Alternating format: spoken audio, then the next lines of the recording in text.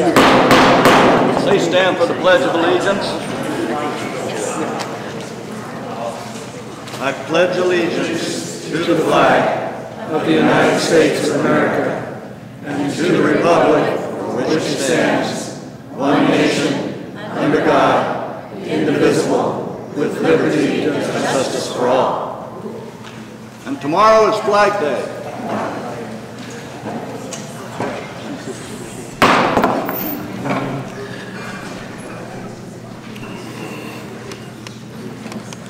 Okay, thank you all for coming to the open session board meeting. Next up are announcements.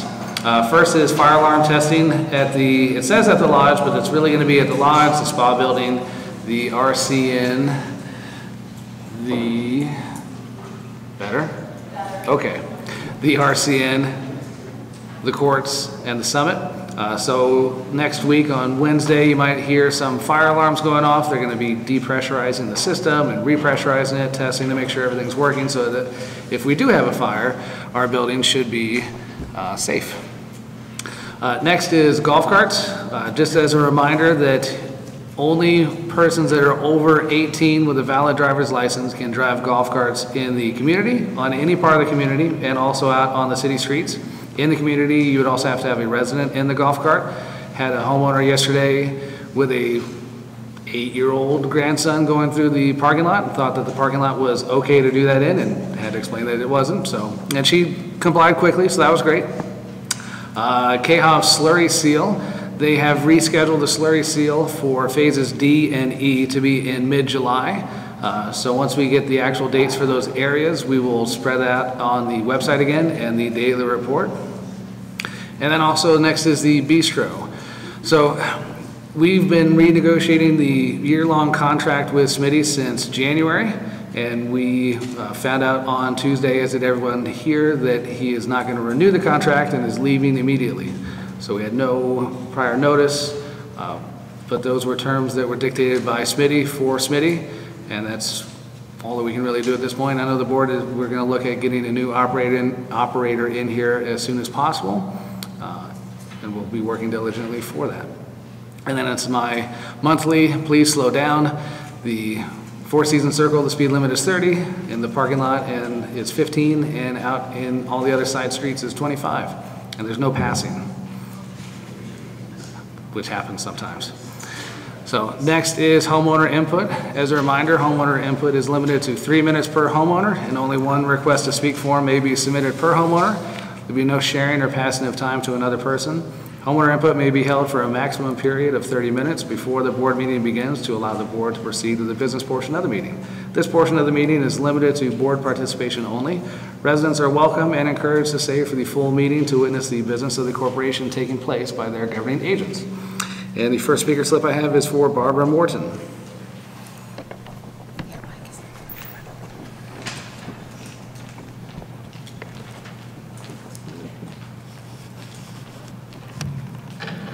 Barbara Morton, 276 Box Springs Trail, and I'm back again. This is in regards to new business item number 11J, stop signs for Four Seasons Circle pedestrian crossings for Pear Brush Creek and Green Creek Trail. I am asking the board to reconsider this item to include a stop sign at Rim Trail White Sands at the pedestrian crossing.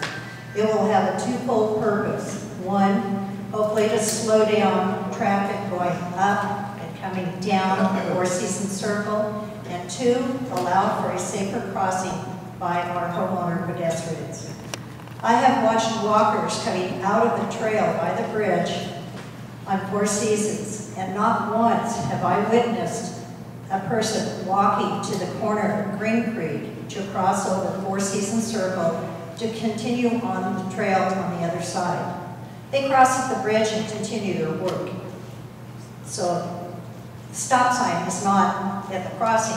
I know that how you have to have it because of the city requirements, but it's not working.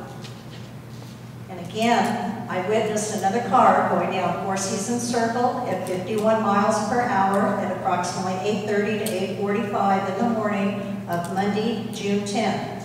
Having a stop sign at White Sands will help alleviate those people who continue to think of only themselves and where they are going, and not the safety of the homeowners. I wish I could get a picture of all the cars that speed up and down the area, but they go too fast and I can't do it.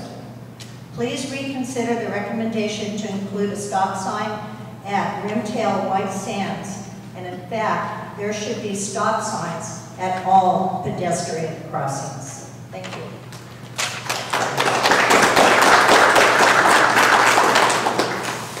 Next is Nanette Scott.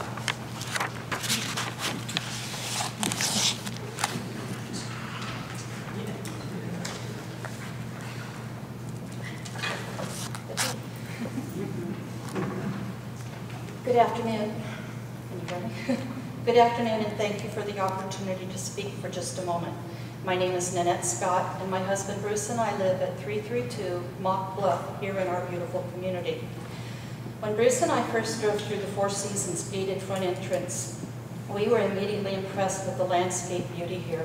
The greenery of all the trees literally took our breath away. The lushness of the landscaping was an unexpected but thoroughly appreciated surprise.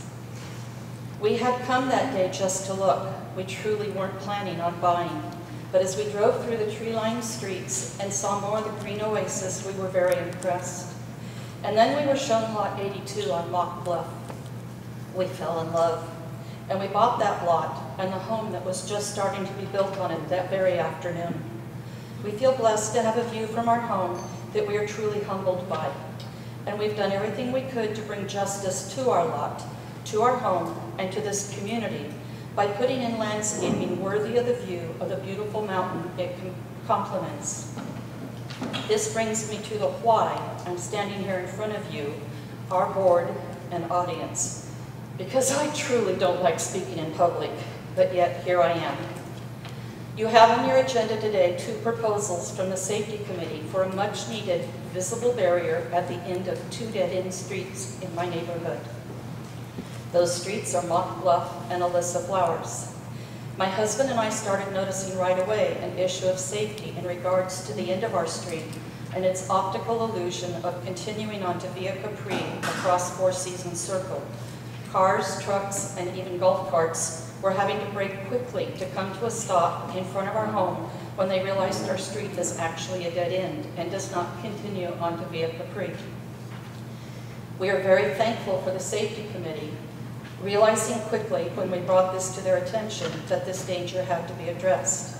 Now to the 2 proposals being brought before you today. As I said, we are thankful that something is being done, but to look at this also from our perspective, from our front door, if you will, we would like for this safety solution to be visually appeasing as well as addressing the safety of drivers. My husband and I have offered to bring large rocks up from our farm to help provide a landscape safety barrier, which we hope will be a nice addition to either a 2- or 3-rail vinyl fence and not a cold steel barrier right in front of our house. Being a member of the Landscape Committee, I know that this area will be landscaped, but I think we can all agree that not only is a 2- or 3-rail vinyl fence more visually appealing, it will also be more visible as it is higher than a steel barrier. The object here is to allow people to see that the street ends, not have them run into a steel barrier because they didn't see it either. Between a vinyl fence and the landscaping that will be done, I'm sure folks will realize that both streets do not continue on. Thank you for your time, and again, thank you to the Safety Committee for working so expediently on this issue. And if the board would like to see the rocks we plan on bringing up, I have pictures here for you.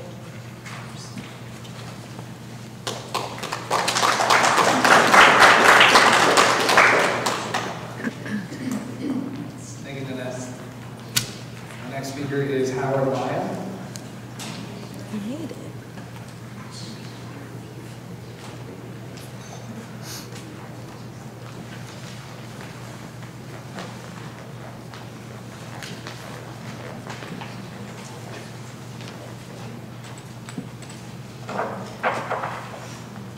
Hi there. My name's Howard Lyon, and I'm going to take the the opposite view of Barbara, who spoke a couple of minutes ago. I'm here to express my opposition to more stop signs on Four Seasons Circle.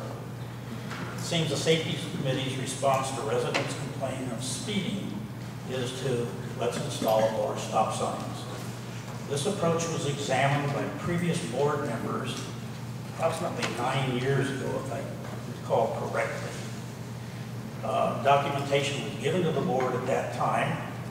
That documentation included a federal manual on uniform traffic control devices, the State of California Traffic Manual, a study by Michigan Institute of Transportation Engineers, and Beaumont Traffic Engineers. All recommended against using stop signs as a speed deterrent. The purpose of a stop sign is to assign right-of-way at an intersection, not to control speeding. Traffic officials respond that stop signs installed to control speeding, number one, don't work, number two, they're frequently violated, they're detrimental to safety, they're not warranted in the manual referenced a moment ago, and they actually increase speeds between stop signs. Overuse of stop signs reduces their effectiveness, and if installed were not justified, they are largely ignored by drivers who tend to speed up between stop signs rather than slow down. A study reviewed over 70 technical papers covering multi-way stops and their success and failure as traffic calming measures to control speed. The study found overwhelmingly multi-way stop signs, one, they don't control speed. Their compliance is poor in unwarranted multi-way stop signs. Before and after studies show multi-way stop signs do not reduce speed on residential streets. Unwarranted stop signs actually increase speed some distance from the intersection. The hypothesis being that motorists are making up time lost with the unnecessary stop signs. Unintended consequences of stop signs is drivers running through them, drivers speeding up to make up lost time, and irritation caused by unnecessary stops. So in my opinion, this would be just another $3,000 expense, with the only likely result being the further irritation of non-offending drivers. This proposed action will make hundreds of residents stop unnecessarily in order to mistakenly think it will solve speeding problems of a few offenders. The Four Seasons Circle is the main conduit through our community, and I think the fewer stop signs on that particular street, the better. Thank you for your time.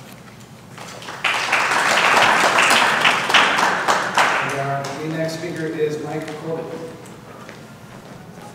Talk about the dead end at Montbluff. I'm on the safety steering committee, and we got two bids. Two bids of one is $7,000 and one is $1,200. The other one is $1,200 to put a guardrail with two dead end signs on there to make sure that the drivers in the neighborhood know it's a dead end street. And I think to spend $1,200 versus $7,000 is, I think, will make the motorists that are driving in the neighborhood that it's a dead end street if we just put a guardrail in with two dead end streets.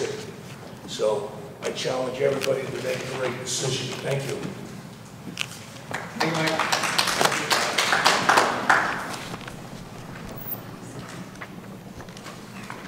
Seeing as there's no other speaker slips, we will move on to our consent calendar. On the consent calendar are the minutes from May 9th and May 13th. There was no CD plan. There's an approval for a lien on account BE-6310-1073-01 in the amount of $1,172.90. There's a startup bond for phase 177, a surety bond for phase 184, and also events on July 6th, July 20th, November 2nd of this year, November 10th of this year, and I think our first one for next year on January 30th. I'd like to make a motion to approve the consent calendar. Second. It's been moved and seconded to approve the consent calendar. Any discussion? All those in favor? Aye. Motion carries. Thank you. Next, there was a executive session meeting held this morning at 9 a.m.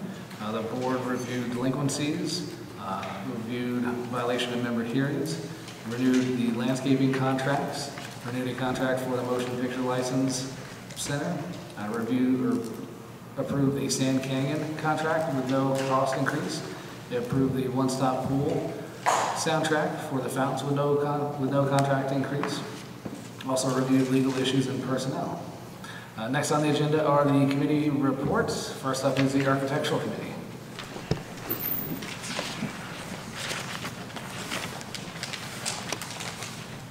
We're back with the same kind of information that we had last month. We had 18 guests this month. We had 14 new applications, 14 were approved. We had 34 addendums, 34 were approved. And Exhibit A, which is essentially the after-the-fact approval for satellite dishes, 2 are submitted, and of course they're always approved. And then the Exhibit Cs. Now we did have a lot of Exhibit Cs. We had many more than were completed, and the primary reason for that is getting contact with the homeowners. I think people are getting up and getting away, and so we'll keep after those and keep trying to contact homeowners. We're seeing the applications and the amendments, all of them being approved, and that is primarily because we encourage anybody who has an application in process to come to the meeting. Then if we have questions, we can have a two-way discussion back and forth frequently. We'll get some clarifying information that were they not there, we would have had to reject it, and on occasion we'll work with them to make some changes right then and there so that they are within compliance and they're still getting their dream job done and finished. So that's where we're at. Our next meeting on June 19th at 8:30 in the morning, and as always we would love to have everybody come and see how our process works at least once, get an understanding of what we're doing, and be a little clearer as to what and where you could get answers if you have questions. Thank you. Thanks, Steve. And is the communications board? Lori. On my way.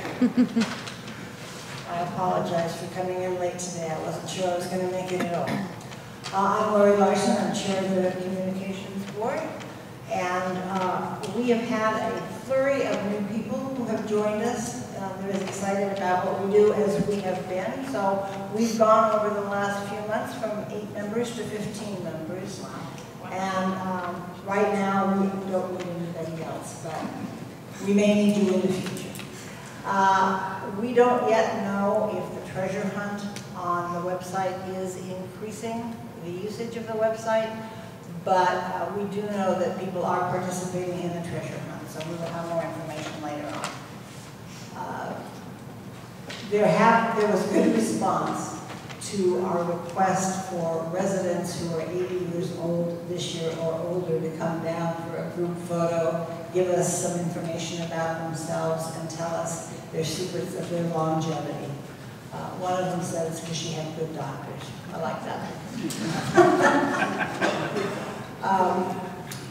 We are now compiling, we've changed a few things that we do at the Breeze. We're always trying to keep it fresh. So we are compiling a list of residents for possible interviews and articles chronicling their interesting careers and lives. We have a lot of people here. In fact, I think everybody here has had a very interesting life. Lots of interesting careers, and so we would like to start writing more about them so you get to know your neighbors. And then work on the year in review is still going on. We hope to have it done by October 1st. We have 2 meetings a month. Our planning meeting is at 10 a.m. on the first Wednesday of the month, and that's the meeting you should come to if you have an idea for us or a complaint or whatever.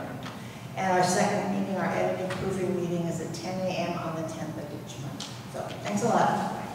Thank you, Lori. Next is the community planning and transition. Good afternoon. For any of you that have ever been to an amphitheatre show, you'll know that the demand for seating always exceeds the capacity. For that reason, about a year ago, we looked at an expansion plan for the amphitheatre. We took in everybody's wants and wishes and came up with a plan that was really uneconomic. But the demand for, or the need for additional seating still exists. So we're now working on a budget minimum cost improvement to the amphitheatre, just to add about 100 seats of extra capacity with none of the bells and whistles. So I'm hoping that we'll be able to go to the Finance Committee in the next couple of months with really a pretty low budget request. If that's approved, I'd like to see that work done over the winter in time for next amphitheatre season. Keep in touch, we'll see. On a similar topic, the courtyard or quadrangle out there, the large concrete area, is another potential area for shows, entertainment, performances. But before we go commit a lot of effort to that, we'd like to do a test show, maybe October of this year. We'll use the portable stage that we use here in the boardroom. We'll set up out there, this side of Rec Centre North, which is very good access for bands coming in through the gates there. Very large capacity, the number of seats available, and there'll be dancing area. The potential advantage over the amphitheatre, it doesn't have that coziness that the amphitheatre has, but it has a lot more potential. So we'd like to do a test show in October just to see what the public response is to using that location. We're still waiting for the gas company approval for the dog park. We're working the annual and master plans. And of course the transition study, the end of this year, is getting closer and closer. We're looking at a list of potentially, well, unused areas that exist here within the development, but trying to find out what restrictions and limitations apply to see what we might use them for later on. We're still working with solar companies to look at financial savings, and we're digitizing the construction drawings. Our next meeting is on the 27th, 9 a.m., Rec Centre North. Everyone is welcome. Thank you. Thank you, Colin. Next is the emergency preparedness committee.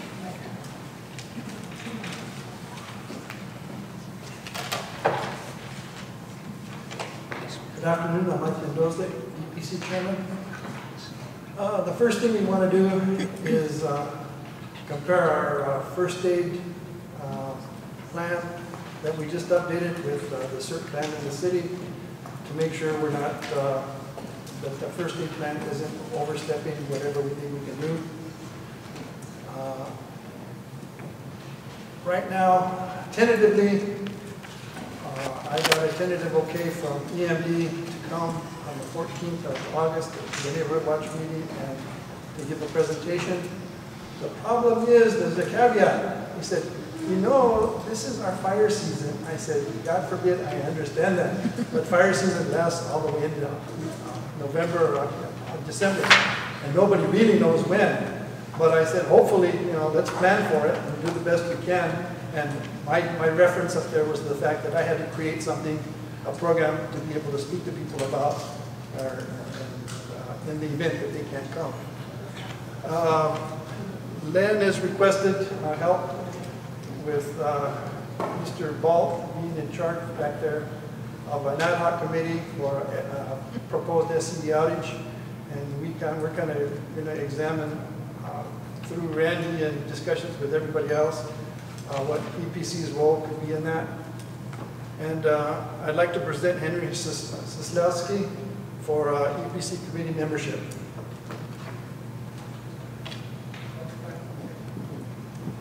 He's approved the required for 3 consecutive meetings. Actually, he's made 4. I'll go ahead and nominate Henry Sislowski for the EPC committee member. been moved and seconded that we appoint Henry Sosowski as a committee member of the Emergency Preparedness Committee. Discussion? All in favor? Aye. Motion carries. Thank you for your consideration. Thanks, Mike. Next is the Facilities Committee. Bruce.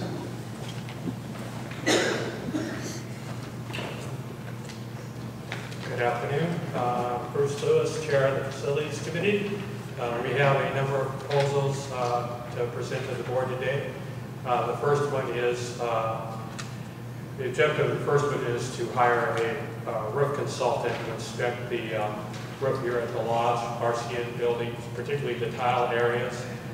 We've had several vendors that have gave conflicting reports on what needs to be done with the roof, and some of the bids were at a very high cost, so we want to make sure we get an independent person to ascertain exactly what's going on with the roof so we can proceed appropriately to get the repairs done once and all for our roof. Second, we have a proposal to repair the pavers. That will be at the Potrero Main Grade Traffic Circle and the Lodge Traffic Circle.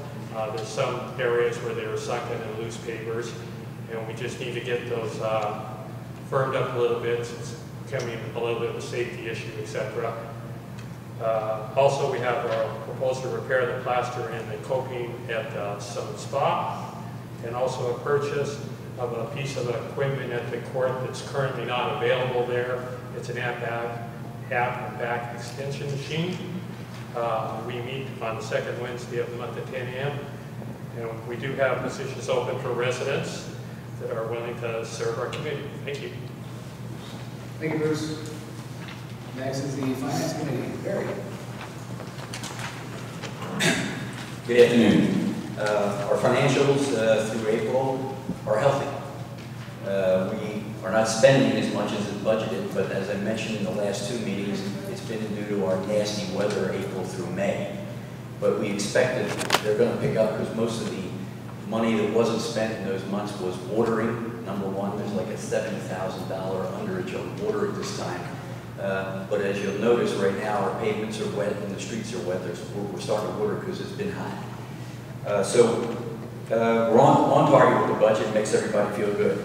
As far as our default or delinquencies, it just astonishes me because of all I've read about this and all other associations. For us to have only 9 homeowners that owe us more than $1,000 is pretty amazing. And again, credit to the management team who takes care of that. The HOA, we will be going through a full capital reserve study this summer, July and August. They're going to come in and inventory everything and we're going to look. But our real focus is on replacement costs.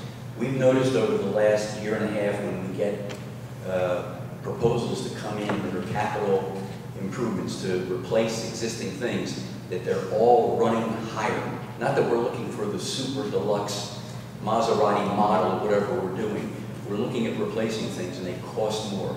And we really need to take a good hard look to make sure that the money we have is adequate to meet those needs. Because eventually we'll pay for it. But I'd rather pay for a little bit at a time each month than get a little notice that we need to have an assessment because we can't meet it. So that's going to be the focus of the particular study from our perspective. This month we reviewed, very busy, we had 11 proposals, 7 of which the committee recommended for approval to the board, and 3 were tabled and 1 not recommended. It's interesting, one of the tabled items that we did not recommend or did not vote on is the issue with the dead-end stop signs, because we thought there was more information needed. There was one approach brought in, and we had heard about rocks being available that might be better. Would a fence really hold somebody back? And we did not recommend that, but we had gathered it and we received that information, which we were going to review this month. So it's just looking at our process. People may say we didn't recommend for approval, but we just said we want to table until we have all the information available. We have 1 opening on the committee right now, and our next meeting is June 25th at 1 p.m. Come and join us. Hey there. Next is the Landscape Committee. Hello, everyone. First item of business, you know, there has been talk, we are going to be potentially thinning some of our urban forest here, And so we had the arborists kind of identify some trees that they thought weren't providing any additional aesthetic benefit. So our goal on this, like everything the landscape committee does, we're homeowners just like you, is we want the place to look great and we want to have reasonable long-term costs. So that's what we're going to be evaluating when we talk to them. One of our contractors who's in charge of the fuel modification perimeter around the community, they're going to be clearing additional space. They feel it should be a little wider, and that's going to be happening over the next month or two. The Glacier Park slope, which is an ongoing issue every month for us, we're going to try a test area. The problem with the slope, it used to be part of the fuel modification area before they built the homes below it. And so some of the existing plantings have been problematic. Plus, this is one slope that we have never mulched like other slopes in the community because of the crazy astronomical cost. And so we're going to try with the contractor to try a test area and see if their plan for pre-emergence and some clippings as mulch that they use anyway, if that would work, and we'll let you know how that goes. So if you see that going on, that's what's happening. When you may have noticed down at the courts, we re-landscape the entrances with plants that aren't necessarily annuals. They're ones that are perennials, but give a lot of good year-round color. So we're going to try that. When we do our Friday walks and we see things, we, as needed, replace plants or take out dead things or find something that might look better. And so that goes on every week, and we're also going to be adding some additional mulch to some homes in the Phase B area that we thought needed that. You may have noticed we've had a crazy weather year, and to go with it is our watering schedule. You know, we just finished the downpours, at which point the contractors were busily trying to turn the sprinklers off, and now we hit 99 degrees, at which point they're trying to turn the sprinklers back on to keep up with the temperatures. So it's tough on them, it's tough on the landscape, it's tough for you guys to watch, but what we would ask is, since more eyes are better than just a couple, is if you see an irrigation issue, either where you see a leaking sprinkler, or you see one that is spraying something that doesn't even have plants, or you see that plants are dying because they're not getting water, please call First Services and let them know, and they get people out there fast to take care of this particular problem. A couple issues on some specific plants. You know, we waited for months for the snapdragons in the front to finally bloom, and then they had a great month and they were spectacular, and now they look pretty ratty. But they're coming out at the end of the month and they'll be replaced with some summer plants. For those of you who are looking at the purple leaf plum trees that Kay Hovnanian loved and think, I thought they were fruitless, you know, they're kind of fruitless. It's kind of like no iron shirts are kind of no iron, but not totally all the way. These trees are kind of like that, in that they do get some fruit depending on the variety and depending on the weather conditions. Some years more than others, but this year seems to have more than normal. So just give the birds a break, let them eat them, and they'll be happy. And then, let's see, what else do we have here? Oh, and for those of you who are wondering about sycamore trees losing their leaves because they just got them, that's just what sycamores do in extreme heat. They tend to drop some leaves, and then they'll get new ones again later once they get used to that. So, thank you. Thanks, Steve. Now is the Rules and Regulations Committee. Barbara.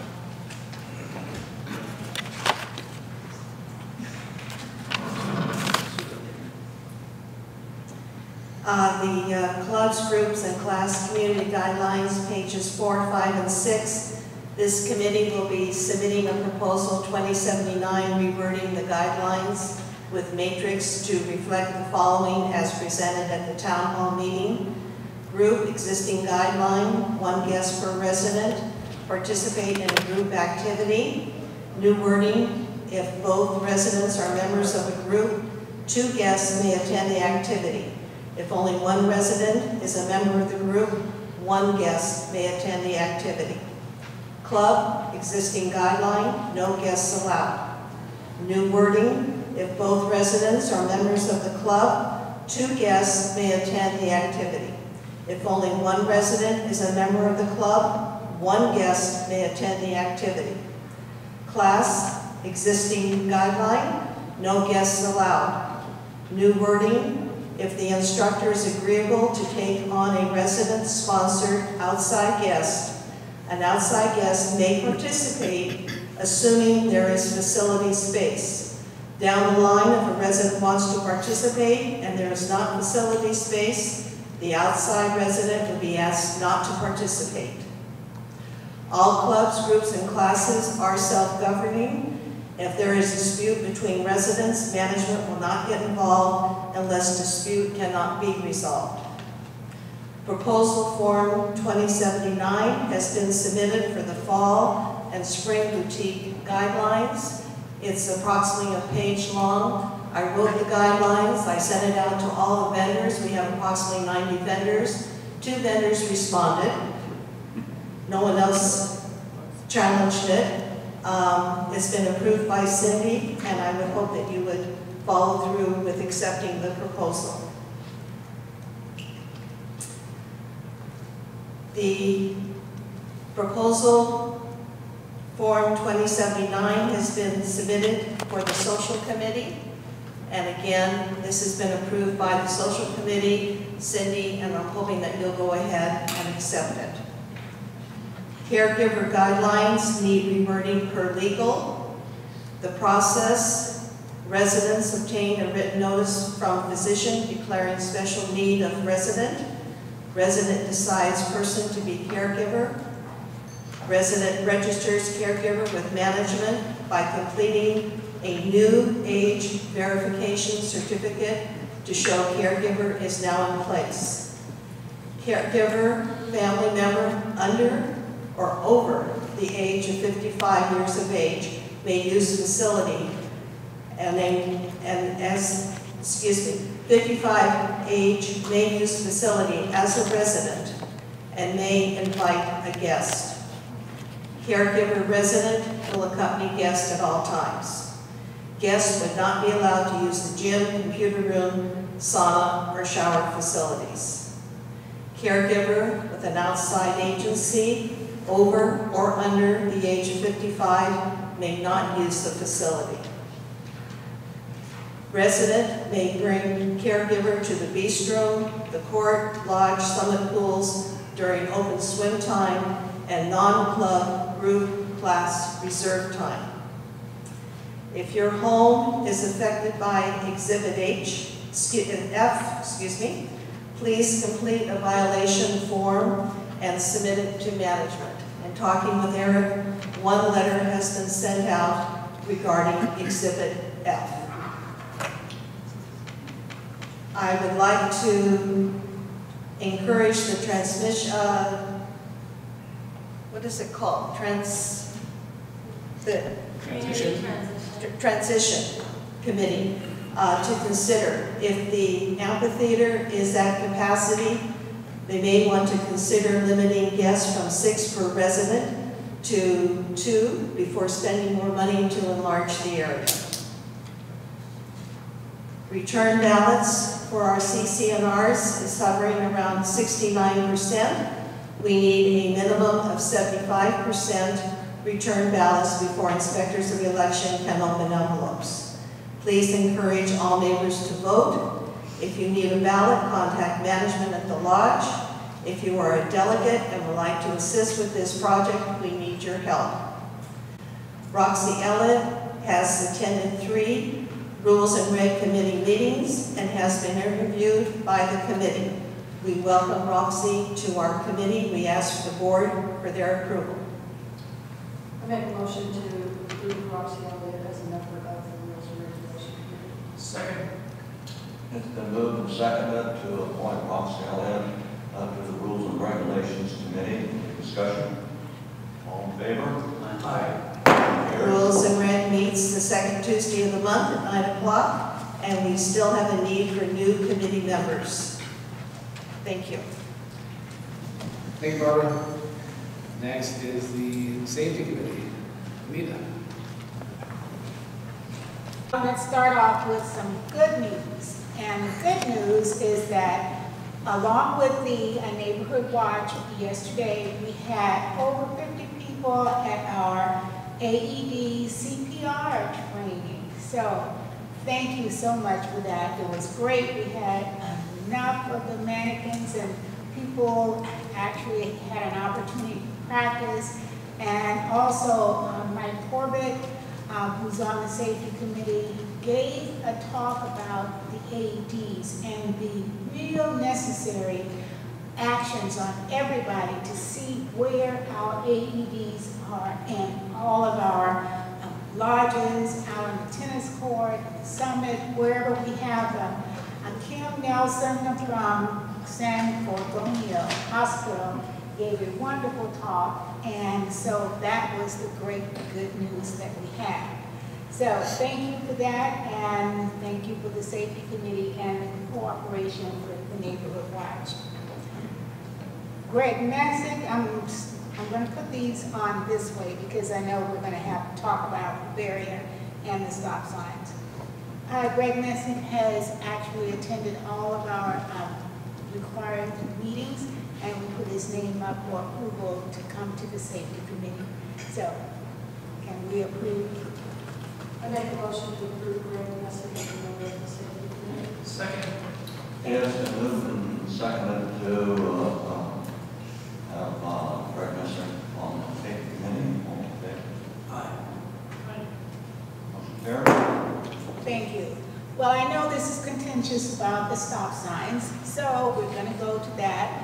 Stop signs at Green Creek Trail and Pear and Brush Creek, we're putting those there. A lot of people walk and cross the street, so we put a proposal in, finance did approve it, so we are now going for a proposal to make sure that happens. Do you want to move that up from new business now? Okay, for the approvals? Just for that, I think just for the safety committee approvals. I understand you have another engagement this afternoon, so we're moving your two proposals up so we can vote on them later. Thank you. And those start the dead end barrier, well, stop signs start on page 157 through 173.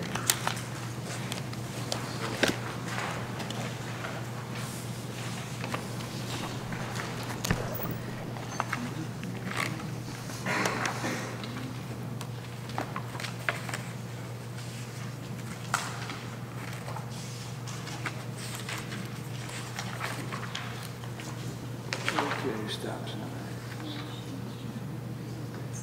Okay. I'll make a motion that we approve stop signs located at, let's see,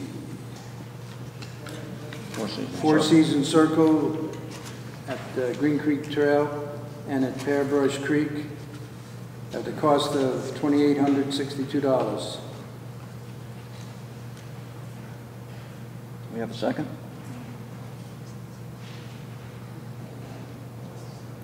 Can we discuss this? Yeah, after we get a second. Need a second first, Bill. I'll second. It's been moved and seconded that we accept the proposal to put stop signs on Four Seasons Circle at the intersections of Green Creek Trail and also Pear Brush Creek at a cost of $2,862. Discussion. I'd like to support Howard Lyons in his point of view. I don't think stop signs are going to solve the problem we have. Those who will drive responsibly will do so with or without the signs, and those that won't drive responsibly will do so with or without the signs. May I also say that it's not only about the speed, but about the safety of the pedestrians who are crossing the street. So we have so many walkers now, and as the cars go down, but how am I supposed to walk? But that was the main purpose of it, and the speeding, yes, that we asked about that. But the main discussion was about the people who are walking and crossing the street. We have quite a few, and as the summer comes up, so many people will be out there, so it's a precaution. My concern is not I don't want to discount people's concerns about safety. I think safety is important. But I am concerned that 4 stop signs are going to cost $2,862. I've done some research about the costs out yesterday for quite a while, and you can buy the stop sign for $44 and the pole for $110, and a stencil that says stop for $100. So I have a little bit of problem with $2,862. I think part of that cost is it's thermoplastic markers on the ground, so it's not just paint, it's the... So I drove around and it looked like some places we have thermoplastic and some places we just have paint in the community. Yes, the streets that we've redone have thermoplastic. The phases D and E where the builders still got re-slurry, they are painted on. So, just like it says. I'm just curious, is most of this cost labor, or is the cost of the signs? Because do they have to go into the cement and put the signs into the cement? They cut up the cement and then re-pour the cement? Yeah, is that what the cost is? Is that what the cost is, or is the cost of the signs? Yeah, signs, labor, traffic control. Maybe we just need the bid broken out a little bit more. But, you know, you can see that we're not paying like 10 times more than the stop sign costs, and that the costs really are for the concrete work and the labor to do some of the other things. But I don't want to pay like a whole lot more money for a stop sign than you can get them for on our own. So part of the cost is to remove the crosswalk signs that are there, and then also to install the new stop signs. And then that was $1,013 to do that. And then another $1,800 for the thermoplastic stop bars. Okay, so $1,800 of it's for the thermoplastic. Yes. Okay. And you have the stop signs. When you say the stop signs, is that the stop signs themselves 4, and then the stop sign ahead signs, that's Yes. 4 also. Yes. That's a requirement of law. Yes. And then the thermoplastic and anything else, and the labor that goes with it. So Yes. it's not just... Thank you, Eric. If the issue it has to do with slowing people down, stop signs, I agree with Howard, it's not going to do it. But if it's a matter of safety and people are crossing there, that's another issue. We can stop and take another look at the cost, and maybe we can do that. But it sounds like we probably do need a number of stop signs in the community. And again, if it's a safety issue, I feel that it may very well be necessary. But again, at the lowest possible price. So if this price is not right, it needs to be looked at again, then let's do it. Otherwise, I don't think we have much of an alternative. But as far as slowing people down, if that's the other alternative, you know, you have the speed bumps. Speed bumps would slow people down, but then they throw another problem into the mix, and that problem has to do with people suing us because we've wrecked their springs or their undercarriage on the car. So I'm not sure quite what the answer is for slowing people down, but again, Anita, what you say is the case that there are many people crossing. I guess I don't know that we can say no to that. I think before we lose track, these stop signs are not to slow the traffic down at Four Seasons. It's to get people from one side of the street to the other side of the street. That's been the safety committee's responsibility, and the idea on the stop signs. It has nothing to do with slowing people down. Well, first of all, this isn't on Four Seasons, it's on Green Creek, where these stop signs are going. These stop signs are on Green Creek. And at Four Seasons. No. They're on Four Seasons Circle. They're on Four Seasons Circle. At Green Creek. You already have a stop sign on Green Creek. This is to put one on Four Seasons Circle.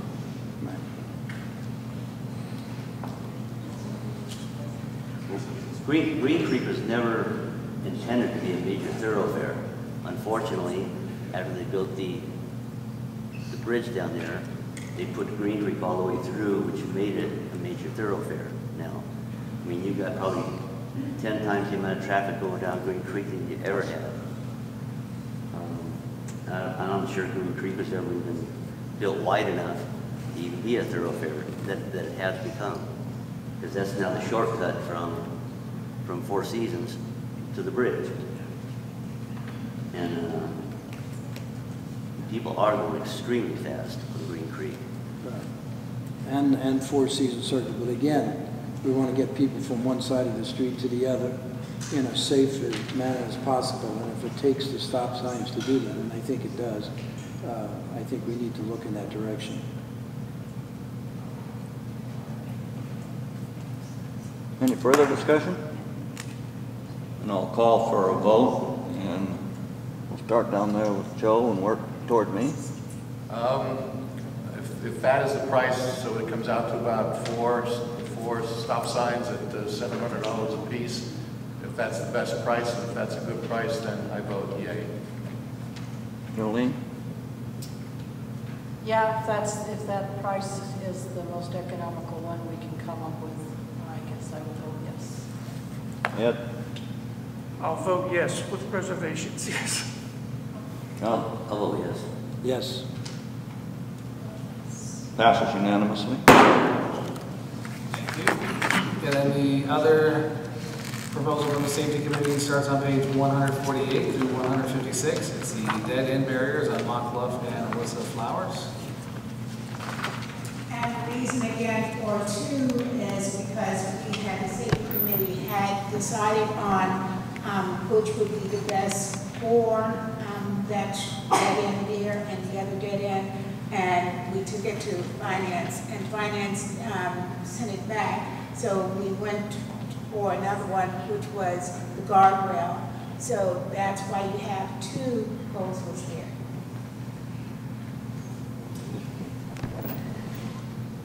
Here again, it's, remember, it's two guardrails in each of the streets, Mock Bluff and Alyssa Flowers. So I'd like to make a motion that we approve the 1,200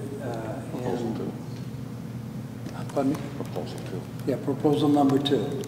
That we approve $1,230 for the 3-rail vinyl guardrail fencing type. I'll second it. It's been moved and seconded that we approve the second proposal for the dead-end barriers at Mock Bluff, Alyssa Flowers. As part of discussion, first, Anita, could you explain to me the proposal with the rocks? That's in addition to the vinyl fence, right? Yes, that was something that was offered by That's more of a beautification, landscaping, but we still need a vinyl fence. We will need. Okay. So does that include like a dead end sign on that vinyl fence or just the vinyl fence? At this point, it's just the vinyl fence, and it was, some of the signs are already there. The signs are already there. The signs are already there. Yeah, the dead end signs are already there on for both locations. The other issue too, with these rocks that we're talking about, these rocks make a pretty good barrier too. So if somebody falls asleep or whatever, and hits that vinyl fence, they can take it down. With these rocks there, these rocks will act just like a guardrail would, maybe even better than that. And I think between the two of them, it'll not only beautify it, but it'll make it safer and would work well all around. Thank you. And just for your consideration, we will be coming to finance for the cost of bringing the boulders in. We need to check on that. To speak to that cost, my husband and I will bring the boulders up. We have a way to load them onto a trailer and bring them up from the farm, but we have no way to get them off the trailer here. So that is the only thing that we are asking safety to get a hold of, is somebody to unload them and place them. And the boulders, no cost to the association? None. Thank you. Let me point out one other thing. If you go up Plymouth Rock or Boise Rock or any of those up there, the previous landscape committee put in vinyl fencing as is being proposed here. There's only one place I'm aware of where we have the metal barrier, and that's on Signal Peak. And that was because the residents on Signal Peak wanted to sit behind the barrier and observe the sunsets and sunrises. We have one on Archie's Park. Metal barrier? Okay, like I said, that's... And also across the street after Duck Springs. Yeah. Mission Trail. That was the initial city requirement. Yes. Barriers. And those were city required ones, not ones that we put in to alert people City's not requiring this? No. For some reason, the city is not requiring KHOB to do that anymore. I don't know how that happened, but. So if you're getting the rocks, why don't you get a yellow fence? Which I heard isn't that aesthetic. The fence is a higher, more visual type thing. Going down there, I've been there many times checking it, so is the safety committee. As you approach it, right now we have orange webbing stuff in 2 cones. It's about that high, and you can see that. A couple rocks on the ground, even boulders, would be an issue, especially later in the evening. These vinyl fencing in both those places with the little triangle signs, or not triangle, but the diamond-shaped signs, I think will give that visual look to say, before you get up and strike the curb, this is a place you don't need to go. So I think really for safety and for the affordability issue, $1,200 is the best way for us to go right now. Any further discussion? Did somebody just say that this fence was yellow? It's like the rest of the vinyl fencing. There's a whatever picture color of it. that is. I thought you said the fence was yellow. No, it's not yellow. Okay. It'll be white. There's Thank a you. picture of it in your packet, John. That's what I thought, that it said yellow, so. If there's no further discussion, I'll poll the board. Joe? Yes. Jolene? Yes. Yes. Yes. Yes. Passes unanimously. Thank you very much for this, and I see a smile on your face over here. Our next meeting is Tuesday, July the 2nd, 10 o'clock in the morning for safety in RCN. Thank you. Thank you. Next is the social committee, Which I'll just do right now really fast. Okay, so everybody that went to the fashion show, yay! It was a good success. They did such a good job. Food was good too, was it not? Yes, it was. And guess what? Breaking news. Every single person that wanted a ticket, there was nobody on the waiting list, got in. So, yay! All right. If you like Hawaii but don't want to leave home, you can go to a luau. And we're going to have a luau right here. And you know how we are. We love having fire dancers. Everyone loves fire. And so we'll have the fire dancers again. We will have the, oh gosh, you know how they do the island dancers? No, not just the hula guys. I'm talking about the guys, okay? The guys that get up there and do that whole, yes, that whole thing. So we're going to have that guy thing, and then we're going to have the girl thing too. So we'll have the girl thing going on, and the guy thing. And we'll have tiki torches outside, don't we?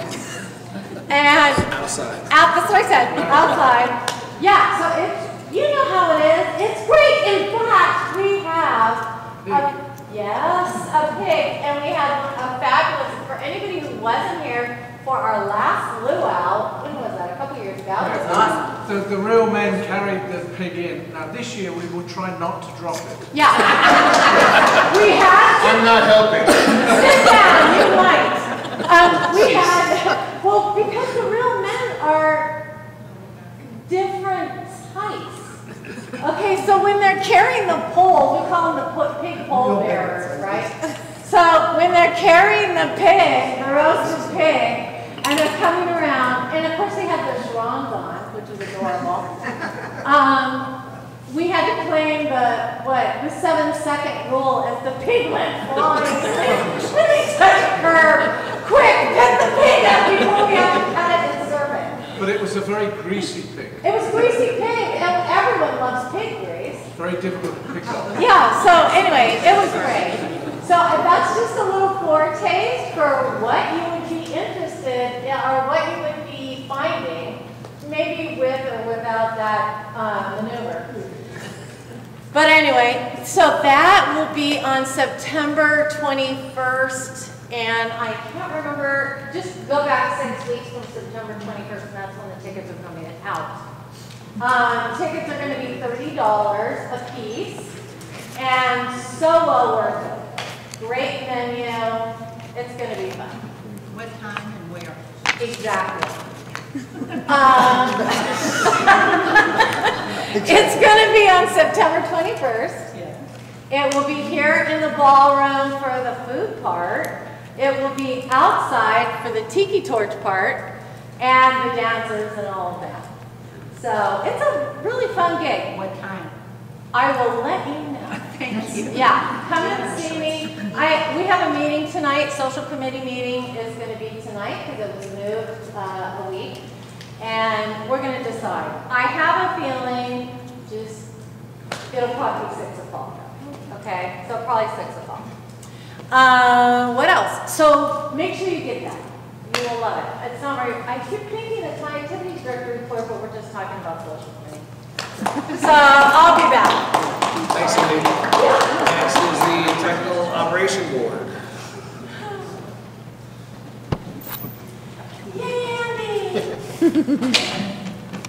Hello, my name is Andy Shipper. We're supporting 3 events this month. One would be the movie night on the 21st, the amphitheater on the 23rd, and the Motown on the 29th. And that's what's going on with us. Thanks, Andy. And next is the Community Ambassador.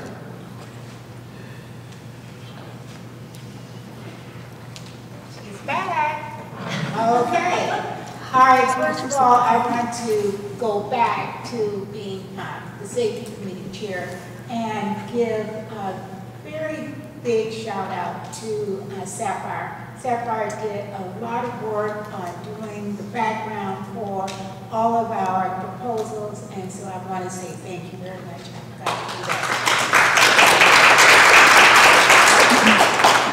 Okay, earlier I talked about what we did yesterday for our AED CPR training, and I want to give a shout out to Eric.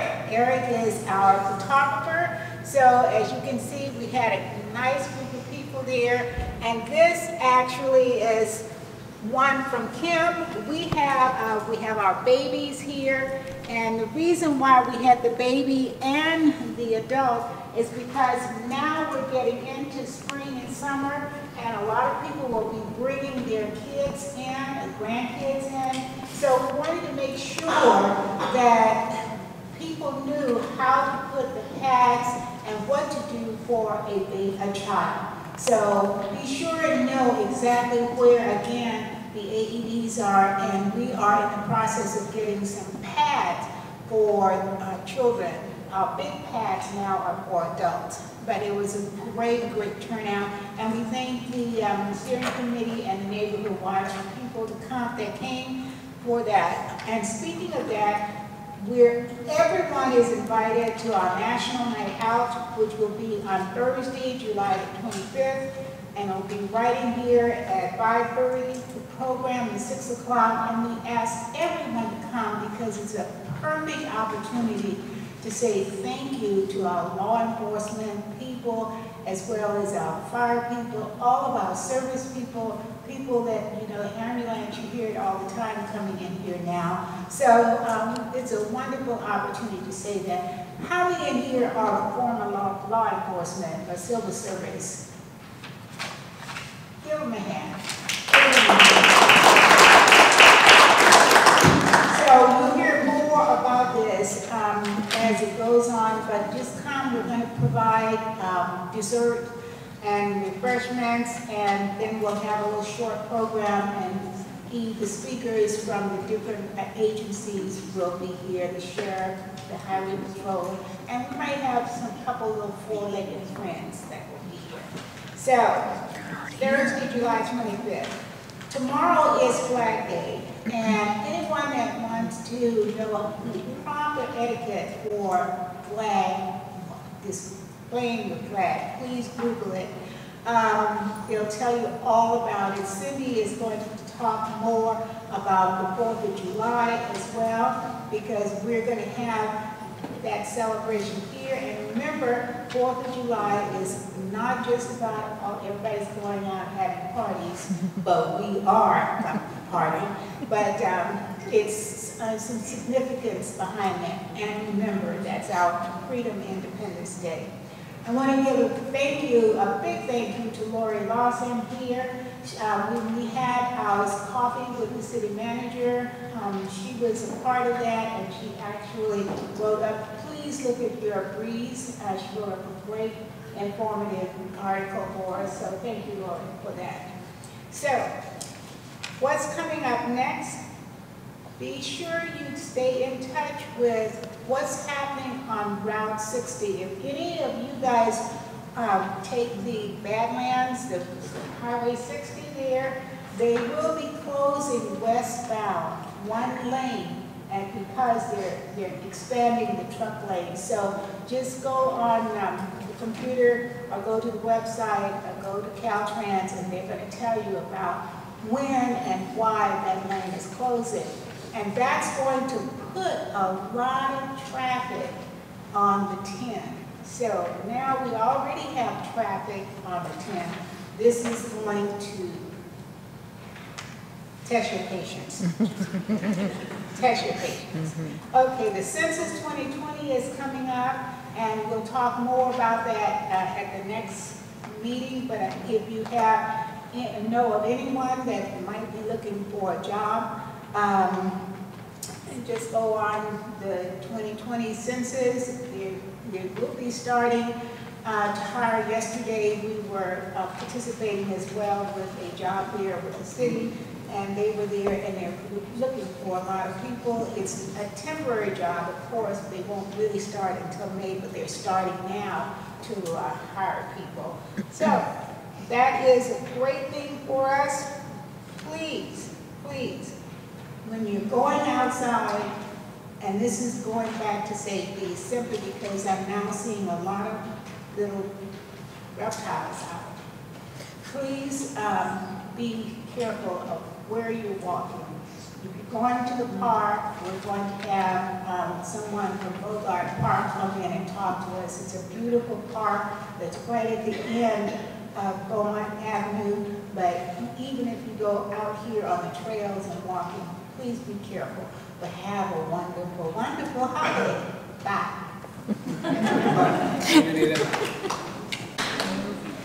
Next is the activity. Back to you, Cindy. Oh, yes. Okay, so here's the actual activities director report. Friday, like Andy was talking about, thank you, Andy. Andy, you didn't give you guys enough credit. No. They are working their butts off. The technical, what is it? Operations board. Thank you. Thank you. Yes. But they are working their tails off between all the amphitheater concerts and all the movie nights and the shows, and you know, we've got the Motown thing, everything. But they are really working. He made it kind of, he's a humble guy. He made it seem like it was, you know, nothing, but it's a lot. Thank you, Andy. And talking about a lot, Barbara and I had a great meeting last night, didn't we? With the Harvest Fair, Harvest Craft Fair. Fall, that too. Yeah. And we are full. We've got 64. We have 4 tables available, but 2 people contacted me this morning. Okay. So we're down to 1 table. All right. If anybody has 1 table that they would like to have, then there's 1 available. Just 1. But anyway, that was a great meeting. Everybody was there. And it is going to be wonderful to do a little shopping in October. So mark that in your calendar. That's going to be great. Also, I was directed by the 4 Bible study groups from last Sunday to please thank the Lord profusely for the support of their Sunday hymn sing. They had nearly 100 people from all around the community, not just their Bible studies, which was awesome, wasn't it, you guys? I know some of you guys were there.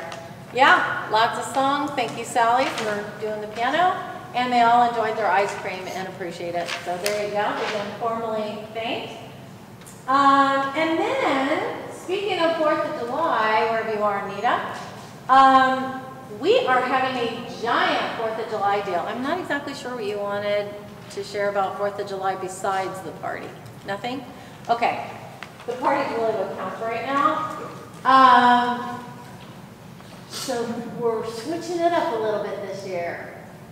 As you know, we always have 4th of July activities in pretty much every facility that we have going on. Starting at 7 o'clock in the morning, we have folks doing tournaments, club, group, and class tournaments. Really not classes, but clubs and groups tournaments.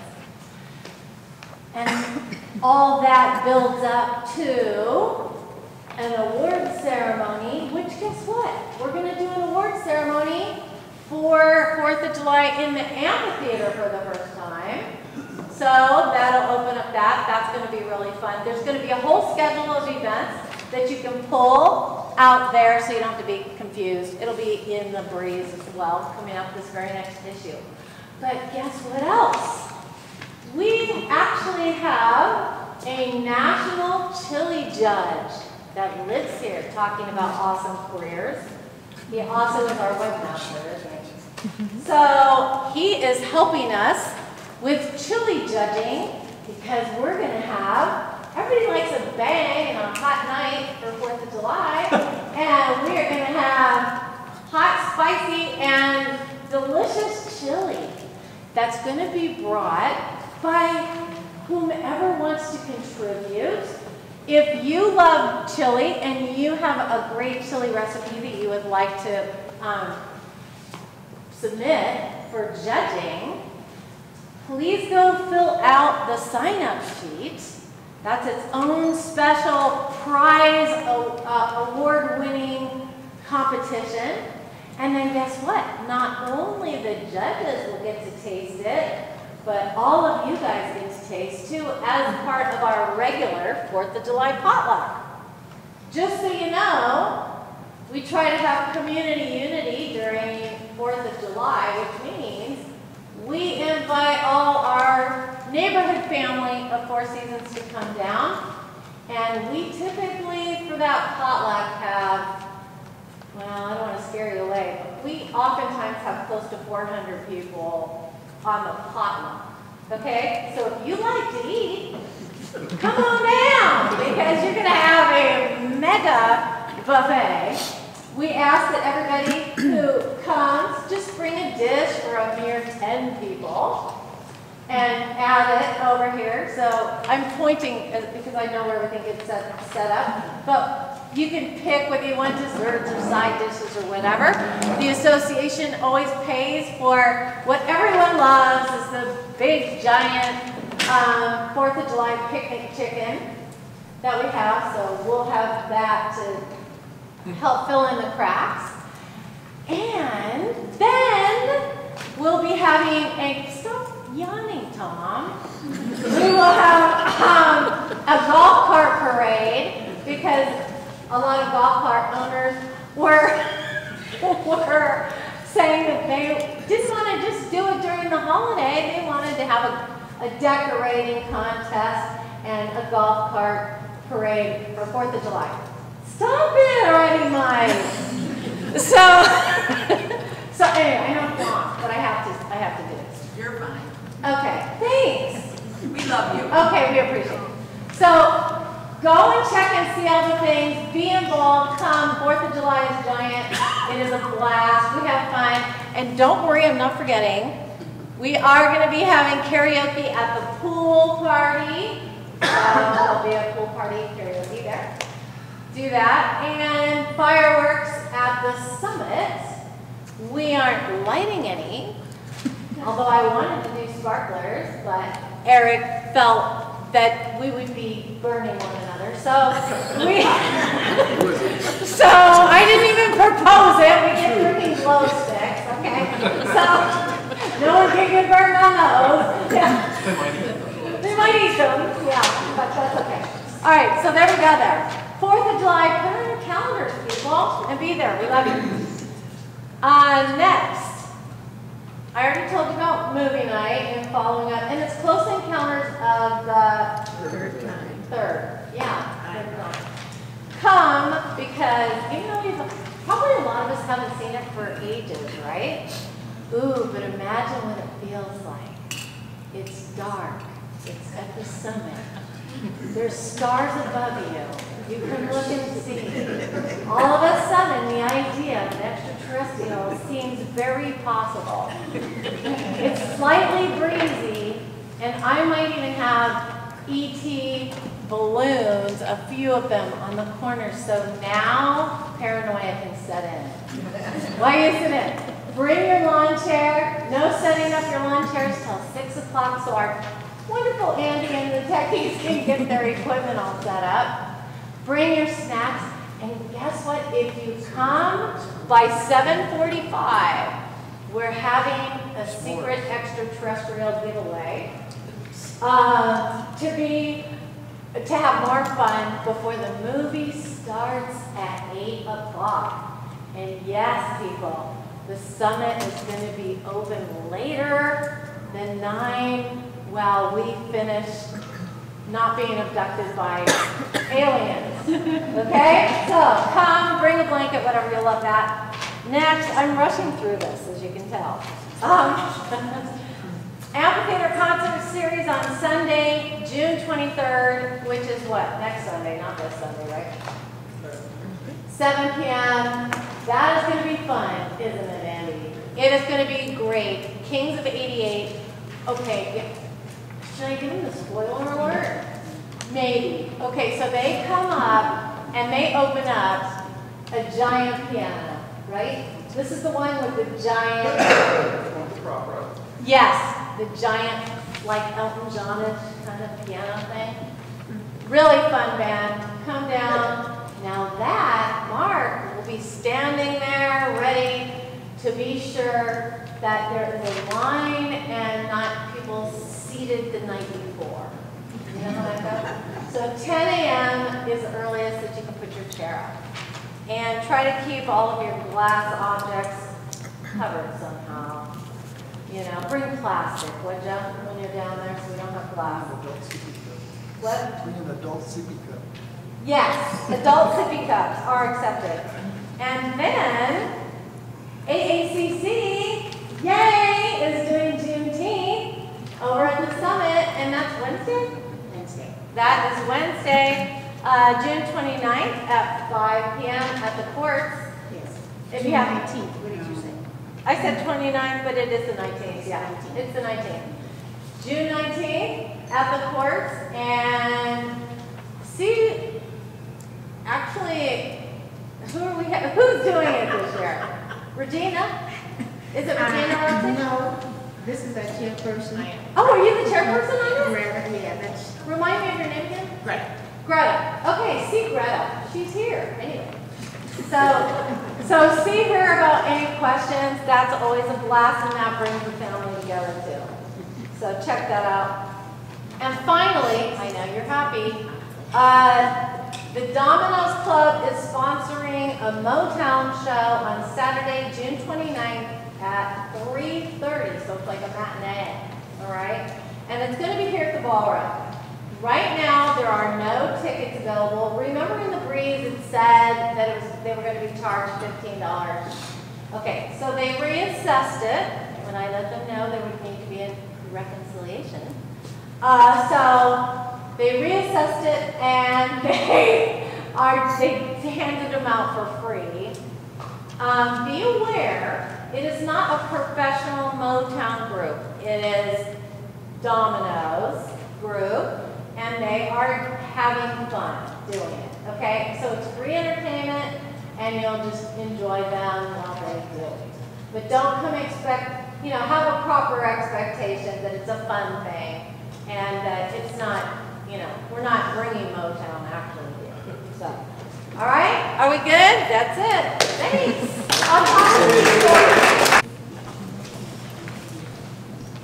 Thank you, Cindy. Next on the agenda are the management reports and communications from pages 55 through 107.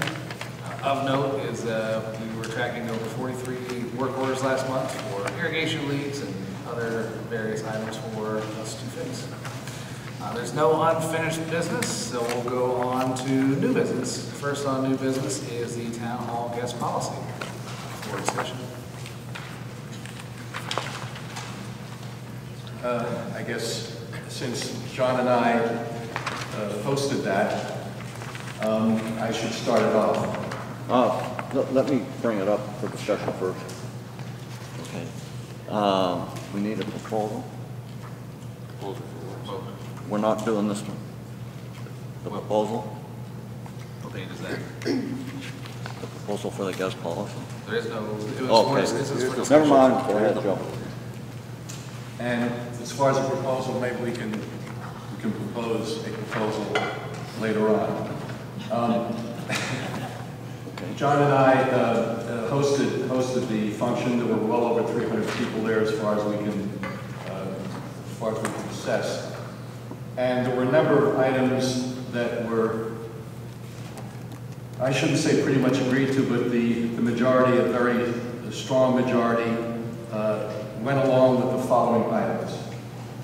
First item was a guest is a non-resident. Anybody who is a resident here at Four Seasons is not considered a guest.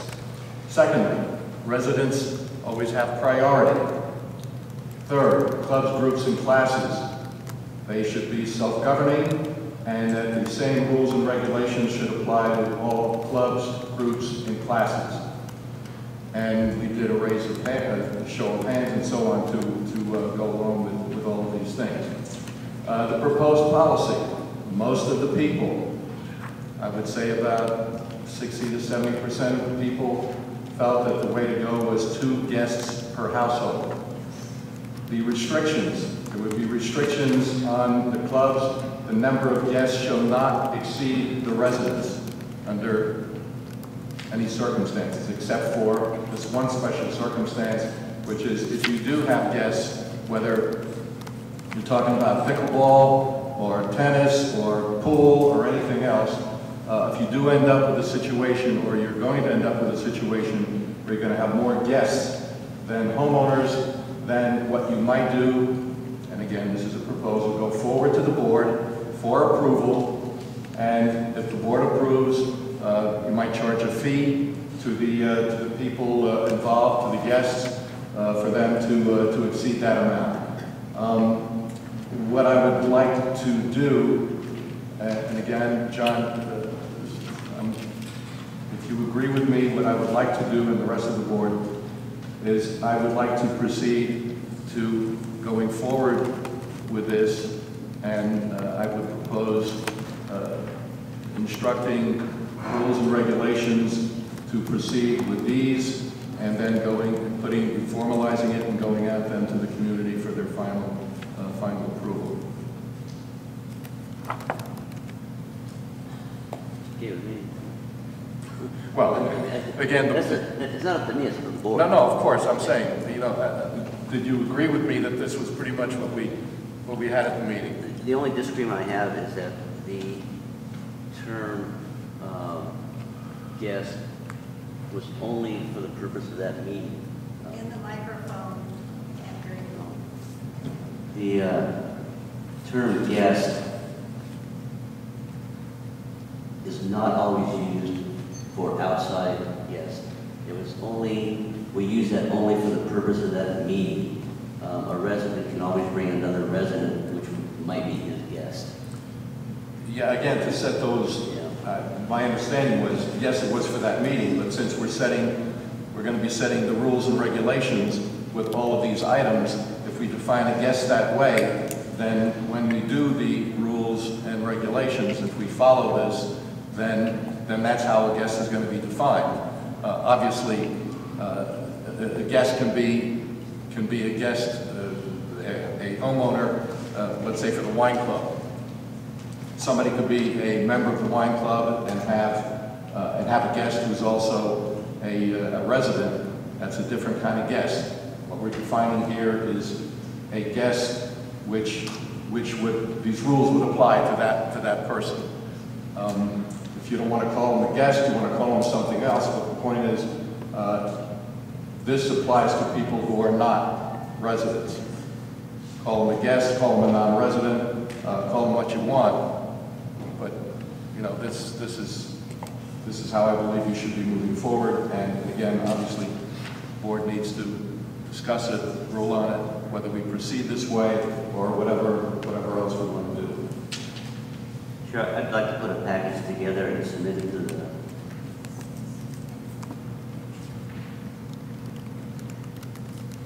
the Rules Committee.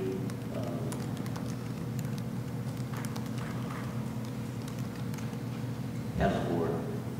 I agree, and that's really what I'm proposing, putting a package together and submitting it to rules and regulations coming from the board, and then taking it from there. I'm not quite sure. As our recommendation. As our recommendation.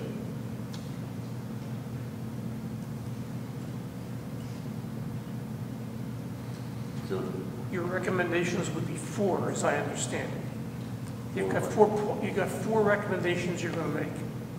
The definition of a guest. Oh no, we got a whole bunch. No, we got a whole bunch more recommendations than 4. The recommendations would be the things that I just discussed a few minutes ago. Were you talking about clubs, groups, and classes, or are you talking about events in addition to that? Clubs, this is for clubs, groups, and classes. The events is another item we're going to be looking at a little bit later. Okay, but your recommendation you're talking about right now is only regarding the guest issue, period. It's not regarding clubs, groups. It's just the guest for clubs and groups. The guest policy for clubs, groups, and classes. That's what our meeting was all about. Okay.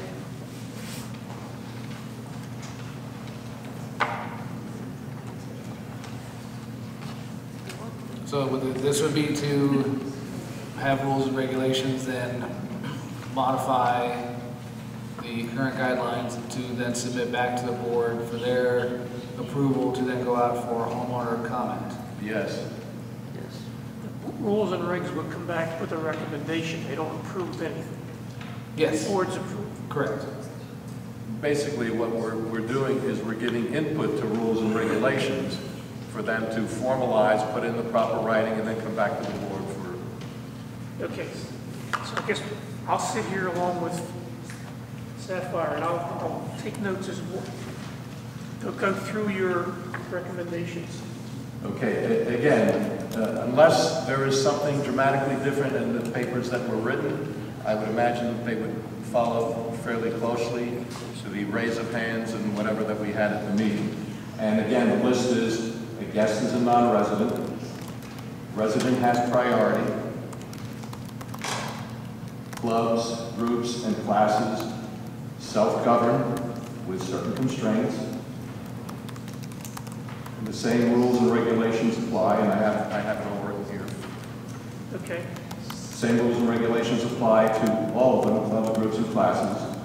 What everyone seemed to go along with, and there were 3 possibilities that went up. One was 0 guests. The second one was 1 guest per resident. And the third one was 2 guests per household, and they seemed to be pretty much in favor of the 2 guests per household. Next item was restrictions, that the number of guests shall not exceed residents. In other words, people who are not Four Seasons people would not exceed Four Seasons people, and if they did, then they would require board approval and a fee may be charged. Okay, but... Your restriction with non-residents mean the number of non-residents in attendance may not exceed the number of residents in attendance. In other words, you've got to have at least 50% residents. Okay, now, this is what came out of the town hall meeting. That's not a complete list of what we want, because there's the matrix, there's all kinds of other things that we've put together. That's true. That all led into it too. And the matrix you put together also indicated, or that you had done earlier, also indicated the 2 residents per household. Right. So are you talking about what's going the Rules Committee is the whole entire package, or just these 4 issues right here? Well, we have a whole package. These were the items that were discussed at the meeting that evidently there was some issue about, and we were trying to conclude. Where do we go to next?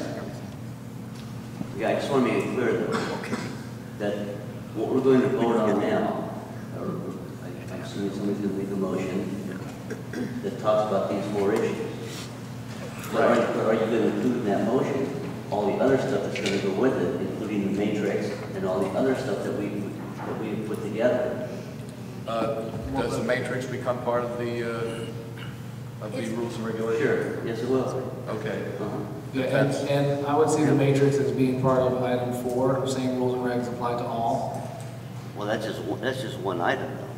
I mean, but the whole matrix has a whole list of things that that groups and clubs can actually choose from. They don't have to do them; they can choose from them to see whether they want to do them or not. And True. Yeah. But right now, that matrix does not apply equally to all. Because clubs can have a bank account, no, it does not. But groups could not. So that's why I'm saying item 4 of this list, same rules and regs apply to all, would be that matrix where, pardon me, if a club wanted to have a bank account, or if a group wanted to have a bank account, then they could. Whereas right now, they cannot. I think there's more work that needs to be done before we take up all of the board's time doing this discussion. I mean, this is almost like a town hall redo. A lot of things, a lot of information, and we could probably be discussing it here for an hour. And we don't have a proposal. There's nothing to vote on. So I think we need to go through all the proposals. Well, it was my understanding what Joe was saying is that when we do have a proposal and when we do have the whole thing put together, these are the items that he wants to make sure that's in it. Okay. Okay. So we don't need to take up all of the board's time. Yes. For the 2 of you to do that. Okay. So I think we move on. Okay. Next up was the ad hoc power outage formation. Do we have a proposal? No. Let's move on. Next would be the lodge roof analysis on pages 108 through 115. As Bruce had indicated, this is to have a professional consultant for the roofs. Finance has looked at this and had approved or recommended approval for this. Cost for this consultant is $3,700. I propose that we do a roof analysis for $3,700 to determine the current status of our roof and what we need to do to repair it. Second. It's been moved and seconded to approve the proposal for hiring a consultant to evaluate our roof at a cost of $3,700. Any discussion? The origin of this went back to what was supposedly discovered by one of the roof people that we had, and in that the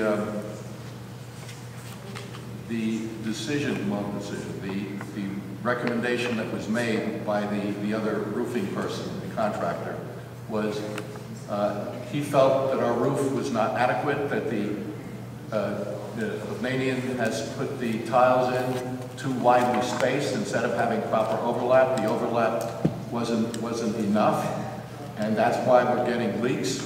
And for that reason, he was saying we ought to be redoing the roof, and he gave us a cost of $200,000. So we said, well, before we do that, obviously he has a good reason for wanting us to do that with the $200,000 quote. Let's have an independent person take a look at this and see if in fact the tiles were put on properly or not. And if that is the case, then we can proceed with the next step, either going back to Hovnanian and raising hell with him, or whether this guy was just just trying to fill his own pockets, and we should just leave everything alone. So that was the nexus, the origin of that. I would also mention that at the Finance Committee, First Services regional directors mentioned that First Services has experience with this consultant in the past, and they've always found it reputable. And further discussion? Yeah, one more thing. I'd like to add to the motion, if possible, that we want this done before Cato gets out of here. Yeah, right away. Well, we don't vote, it won't. Yeah. I mean, I don't want this to be a 6-month project, is all I'm saying. Right, no, and I agree with Bruce. We can get this guy on. If we agree to this today, is there a reasonable expectation he can start pretty quickly? From what I understand, it's just about his availability. He should be able to come in quickly, and he's done this for years. It shouldn't take him long to ascertain, if something that major has occurred. That's good enough for me. All those in favor? Aye. Motion carries. Thank you. Next, also from facilities, is the paver repairs at the Potrero entrance, the main traffic circle, and the traffic circle in front of the lodge. Total cost is $11,500. Is this reserve or capital? It'll be a reserve expense. Reserve expense? Okay. How often do we have to do this? Roughly once a year. So we're talking about $11,500 every year approximately. Some years are a little bit less. We need a proposal if we're going to talk about it. Pardon me? We need a proposal if we're going to talk about it. It's on pages 116 through 122. We were told this is going to be a temporary correction right now while they look strategically overall of how to maybe avoid these areas from needing repair all the time with maybe stamped concrete or some other measure. So we have to take care of it now. We have a safety issue right now for some of the things where these, because of drains, et cetera, causing potholes. We're just seeing this as a fix. I discussed it with planning and transition as far as a long-term thing. After the community is built out next year, all 3 gates are open, and we see where the traffic pattern is and decide where our trash trucks and heavy vehicles spin through, and then determine if there's a particular gate we're going to have access for that heavy vehicles, which is causing part of the problem, and determine whether it's stamped concrete underneath the pavers, keep the pavers, that type of a thing, for a long-term solution, so we're not having these recurring costs that Ed's talking about. But in the short term, we just need to prevent these potholes from damaging cars and vehicles. Do we have a proposal? For the purpose of discussion, I'd like to make a motion that we approve $11,500 to approve vendor B, Dave Goodwin Masonry, to repair 600 square feet of pavers. Actually, the number I think is more than 600 square feet. It's 600. Do we have a second? I'll second. Second. It's been moved and seconded that we approve a proposal to have Dave Goodwin Masonry repair 600 square feet of pavers at a cost of $11,500. Discussion. It's more than 600 square feet. It's about 600 plus another 1,000, 1,600 square feet. They are the lowest cost, and since we're going to be looking at it in greater detail as to what we should do next, I think this makes the best sense. So the motion should be 1,600 square feet? It's 1,600 plus 10. Okay, mine says 1,650. Okay, yeah. For 11,500? Yep. Okay, so then I guess we amend the motion to do the 1,650 square feet for $11,500. Any further discussion? Okay. All those in favor? Aye. Motion carries. Thank you. Next, on pages 123 through 137 is a proposal from the Facilities Committee to repair the spot plaster and coping at the summit at a cost of $7,657, which would be a reserve expense. We have a motion. I move that we provide the cost of $7,657 to repair the coping, the tiles and plaster in the spa plaster facility. I'll second. It's been moved and seconded that we approve a proposal to repair the plaster in the spa at a cost of $7,657. Discussion. All those in favor? Aye. Motion carries. Thank you. Next is a proposal from the Facilities Committee to add an ab and back machine at the courts, cost of $2,532.13. This would be a capital expenditure. It's a new feature.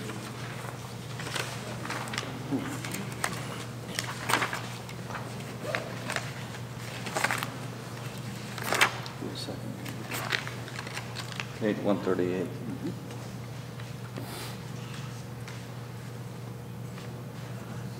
And we have one of these at the, right over here? Yeah, we have one here at the lodge facility, actually two. So there's been a request to have it up at the courts, as that's our other large facility for exercise. Okay, and I know the one over here is heavily used. So Yes.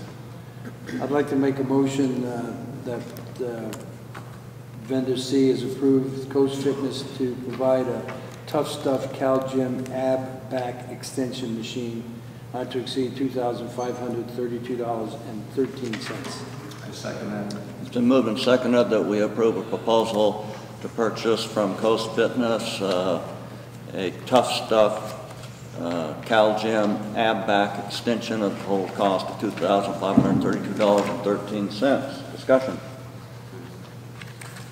All those in favor? Aye. Motion carries. Thank you. Next on pages 142 through 145 is a proposal from the Landscape Committee to install planting at the corner of Trails C and D, which is right by Songbird. Total cost, if mulch is installed, is $2,100. Total cost if mulch is not installed is $1,100. And they're doing 101-gallon deer grass. Okay, and right here, it looks like on our proposal, the mulch is deleted. And they're calling for $1,100 on the proposal. Is that still standing? Finance Committee recommended approval of the planting and removal of the mulch, because that whole area, there's no mulch down that whole area of the trail. It's all a very natural effect, but the plants were recommended as a savings. Plus, we'd be replacing mulch every year and a half, 2 years. See, that looks like mulch. The picture that they gave us looks like Kind of mulch. looks like mulch. Yeah, the picture had mulch. The picture was done before the discussion between finance and the landscape committee to remove the mulch. We didn't get an updated unmulched picture. It was an extra fluff the vendor put in. So this is next to that green area that has no mulch, Barry? It's the big trail that goes down by the summit and all the way down and comes in what C&D is. And if you go just past it, it's the two houses that come into that corner house. They have a huge spot that's just bare. And there's going to be some plants put in there to take in that spot that will resemble the rest of the coverage. Right now where you see that picture, it's just bare ground all along the side of the house. It's a very long section. And there's not other mulch right there anymore? There's no mulch down that trail at all. Let's get a motion. I'll make a motion to approve $1,100 for 101-gallon deer grass plants. Second. It's been moved and seconded that we approve the proposal for Trail C Songbird plant installation of 101-gallon deer grass plants for $1,100. Discussion. All those in favor? Aye. Aye. Motion carries. Next is a proposal from the Landscape Committee on pages 146 through 147 to do various planting in the Springdale area. Total cost for this project is $803.50.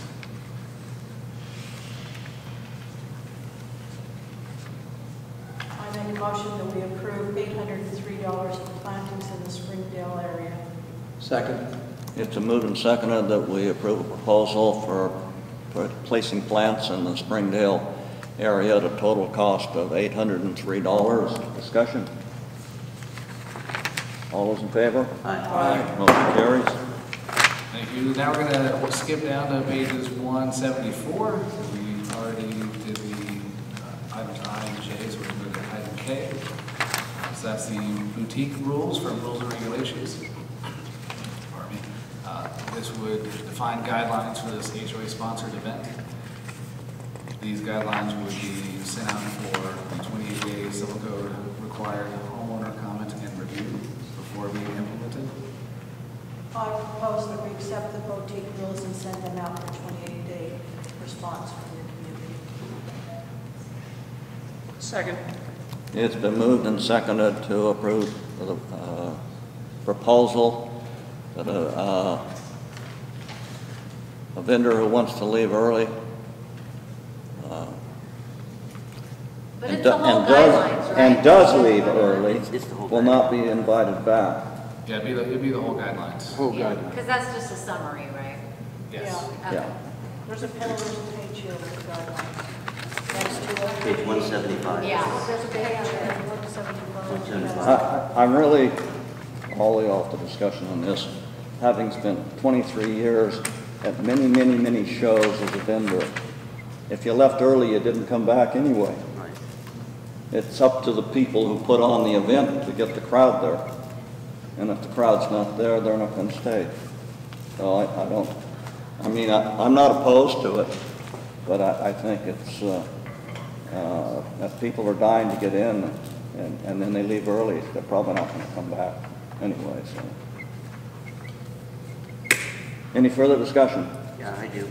Number 17, I'd like to add, if it's okay with the Rules Committee, I'd like to add one thing to it. It said if a vendor product is not 80% handcrafted, I'd like to add to that, or assembled. Handcrafted or assembled. Okay. Any problem with that? Is that all right? Thank you. Any discussion on that? That makes sense. Do we have to vote separately on the minute No, I deadlines? think it's fine. Okay. Lynn. All of, I have one comment. We are allowed to pack up early with the approval from Cindy, so that if the crowd has dispersed by 1:15, then only Cindy can give approval then for us to pack up early. So this rule is for the people who are leaving at 12 o'clock, and that becomes an issue or are no-shows. yeah, that makes sense. Okay. All those in favor? Aye. Motion carries. Thank you. Next on pages 177 through 178 are event guidelines in conjunction with the social committee. Again, this would go out for 28-day homeowner comment and then come back to the board at that point. Main thing would be to limit ticket sales to one table per residence, so a maximum of 8 tickets.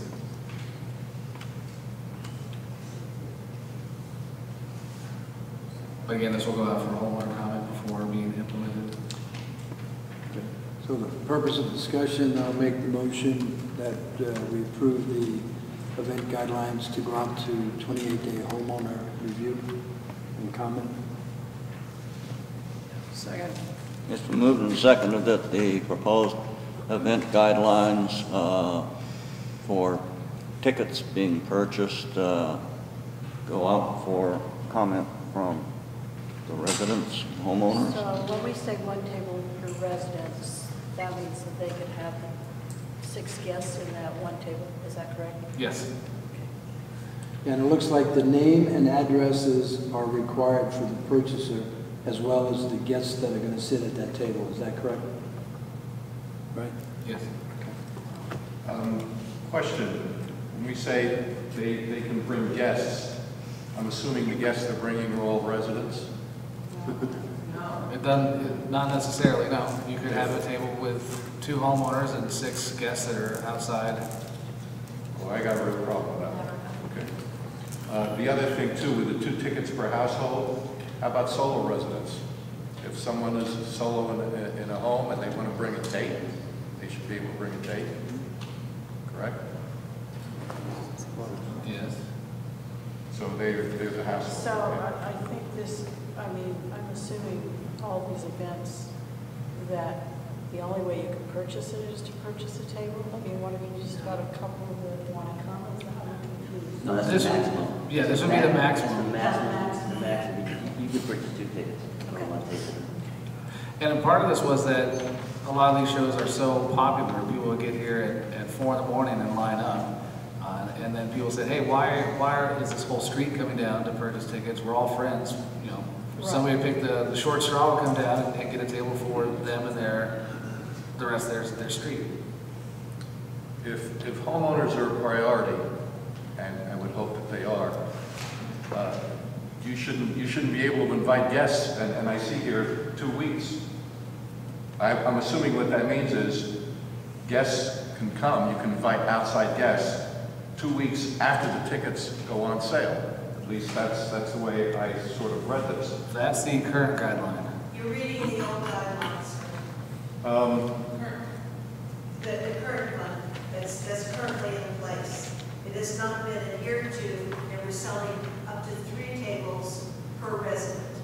The original ticket event, we purchased tickets are limited to 2 tickets per household. Tickets are limited to 2 for each household, paid by check for the first 2 weeks. That's the existing guideline. I'm curious as to why you want to limit it to 1 table per resident as opposed to 1 table per household. This has gone through the social committee. This is their recommendation. Rules and Reg agrees with it, as does the activity director. Well, in this association, when you buy a house, you buy a share of stock. We're all stockholders. We all get treated equally. You're now saying we're not all being treated equally. It depends on how many people are living in your residence. I don't think that's equal. If I'm a single person and I buy 1 table, I'm only really to allow 6 guests, correct? It doesn't matter what your status is if you're a shareholder. You're entitled to the same benefits as the shareholder next door who may have 3 residents in their house. I think you need to look at the spelling of resident. Yeah, you're thinking a resident. A resident is different than a residence. A residence is a home. Is 1 home. Point well made. I think household is a term we should use as opposed to residence and residence to make it clear. So I would move that we amend it to put household. That'll make sense. But again, what we're saying here is, if I am a homeowner or a resident, and I can invite 6 guests, and all those can be outside people, that could kill everything for the homeowners. The homeowners, you should not be able to invite anyone who is not a homeowner for a week or 2 after tickets go on sale, so that they have the first priority. Otherwise, people, and I see that all the time, people that are here, homeowners, they cannot go to events because tickets have been bought up, in many cases, bought up by people on the outside. We're told by the social committee that it's almost impossible for them to know when a resident or homeowner purchases a table, whether the guests, the list of people attending are outside guests or residents. Very easy for them to know. All they have to do is write down the name and the address of the person. If the address is... That is done. So immediately when they take the money, the chair of this town telling us that it's almost humanly impossible to know with all the new homeowners whether they are a resident or a guest. I guess I don't see that. Once I have a name and I have an address, we know it's a resident. And if somebody puts down an address which is a fraud, in other words, somebody's an outsider and you're putting down a fake name and an address that's in here, then that's not permissible, that's not acceptable. That should not be a problem. I guess I don't understand that. I'm going to yield to Cindy. Have there been any circumstances where a resident has not been able to attend an event because of too many guests? No. Well, in some ways that's hard to tell because there's plenty of us, I think, that don't even try. So, well, you know, anyway, I agree, yes, with that, you know, people, the waiting list have gotten in, but I wager a guess there's a lot of people in the community that never even put their name on the waiting list. Well, possibly, yeah. If it's true, then that's really a problem, and there should be no harm in putting down in the rules that for the first week or two, the only people that can come are the homeowners. Since evidently that's the case now, right? The only people that come are the homeowners. Well, social committee wanted to change it. And this is what social committee came up with, along with rules and regs. And part of that had to do, I wish Rich Lokay was still here. He was here for his board meeting right now. He was actually the very first social committee chairman that we ever had at the inception of the community. And he can attest to the fact that those rules were laid up, and before I was even here, the guidelines for the social committee were taken from another community, as is often done, as builders are bringing the guidelines in to start a foundation. And at that time, social committee could not make their events fly unless their whole push was, we just need to sell tickets so we can make these events fly. And absolutely. And actually that lasted for quite a long time until last year, Barbara?